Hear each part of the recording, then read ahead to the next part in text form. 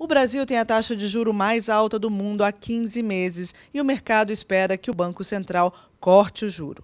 Os índices mais recentes de inflação desaceleraram, animando o mercado, que também leu com otimismo o último relatório de inflação. O Banco Central mostrou que a inflação cairá para a meta de 4,5% em 2017. A indicação do BC com relação à queda da taxa de inflação, somada ao encerramento do primeiro turno das eleições municipais, aumentou a expectativa de queda dos juros. Para o mercado financeiro, essa é uma das condições necessárias para que a economia volte a crescer. Em entrevista ao Valor Econômico, o professor José Júlio Sena fala sobre política monetária e inflação. Mas o que um Banco Central consegue é controlar a inflação. Se ele tiver determinação para isso, tiver os instrumentos para isso, se as condições pré-existentes forem favoráveis, o máximo que o Banco Central consegue é controlar a inflação. E o grande objetivo é sempre tentar manter a inflação baixa. A inflação, ela causa, assim, um mal que não é perceptível, assim, tão claramente perceptível. A inflação provoca distorções nos preços relativos. Governantes, quando enfrentam um problema inflacionário, costumam recorrer a medidas administrativas de controle de preços. Então, isso ajuda a distorcer o sistema de preços. Você distorce a alocação de recursos da economia e, com isso, você prejudica o processo de crescimento econômico a longo prazo. Isso não é perceptível a olho nu, mas é um custo horroroso, é um custo muito relevante do processo inflacionário. E na medida em que os políticos não entendam, né, o prejuízo que uma inflação elevada causa para a economia, eles acabam sendo mais lenientes, acabam perdoando, digamos assim, um pouco mais. Para que a inflação seja colocada sob controle, é muito importante que as contas públicas estejam também sob controle. Nossas contas foram muito mal administradas em tempos recentes, existe um rombo no orçamento do governo enorme.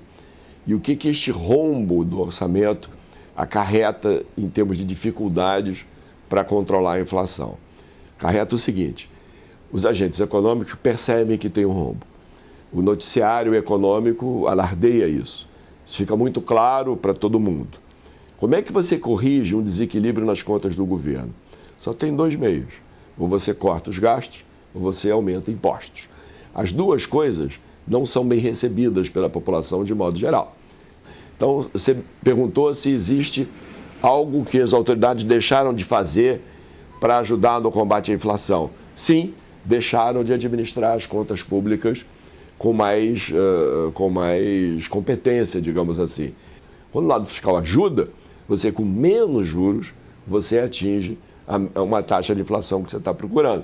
Em outras palavras, o custo de combater a inflação, custo real de combater a inflação, em termos de impacto no desemprego, impacto na atividade econômica, fica menor quando as condições fiscais são boas, são favoráveis. Mas tem um outro aspecto muito relevante, que é o seguinte: trazer a inflação para baixo, quando ela já se instalou, é uma coisa custosa.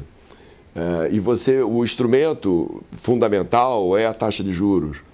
E se você quer trazer a inflação para baixo, você precisa pôr em prática um nível de taxa real de juros superior ao que se entende ser o juro de equilíbrio da economia, aquele que é mais neutro, digamos assim, que não provoca nem expansão nem contração da economia, não provoca nem deflação nem inflação.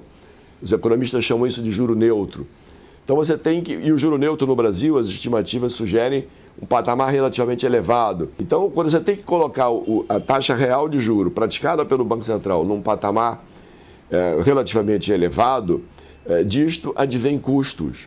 Ou seja, a economia sofre, o crescimento econômico fica muito precário, lento, às vezes até você entra em recessão, e junto com isso tem aumento da taxa de desemprego, consumo das famílias, que sempre teve um comportamento no território positivo, ou seja, taxas positivas de crescimento.